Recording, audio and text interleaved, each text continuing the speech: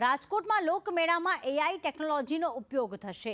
AI ટેકનોલોજીથી ભીડને control કરવામાં મદદ મળશે। દુર્ઘટનાથી બચાવવા એનડીઆરએફ અને એસડીઆરએફ પણ તૈનાત કરવામાં આવશે। 5 હંગામી ફાયર સ્ટેશન ઊભા કરવામાં આવશે તો ખાદ્ય પદાર્થ માટે ઓનલાઈન ફૂડ લાયસન્સ આપવામાં આવશે। લોકો પર નજર રાખવા 5 વોચ ટાવર ઊભા કરાશે। સીસીટીવી દ્વારા સતત મોનિટરિંગ આ મેળાનું કરવામાં આવશે।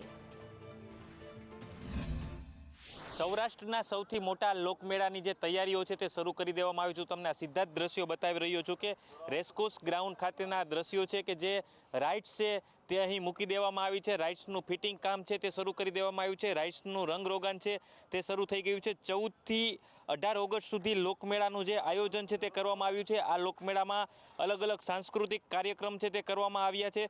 યાંત્રિક રાઇડ ધારકોએ ફિટિંગ છે તે શરૂ કરી દીધું। તમે આ સીધા જ દ્રશ્યોમાં જોઈ શકો છો કે જે અલગ અલગ રાજ્યોમાંથી જે રાઇડ્સ ધારકો છે તે અહીં પહોંચી ચૂક્યા છે અને જે રાઇડ્સનું ફિટિંગ કામ છે તે શરૂ કરી દેવામાં આવ્યું છે। મેળામાં ફાયર સેફટીને લઈને વિશેષ આયોજન છે તે કરવામાં આવ્યું છે। એન્ટ્રી એક્ઝિટના અલગ અલગ ગેટ છે તે રાખવામાં આવ્યા છે।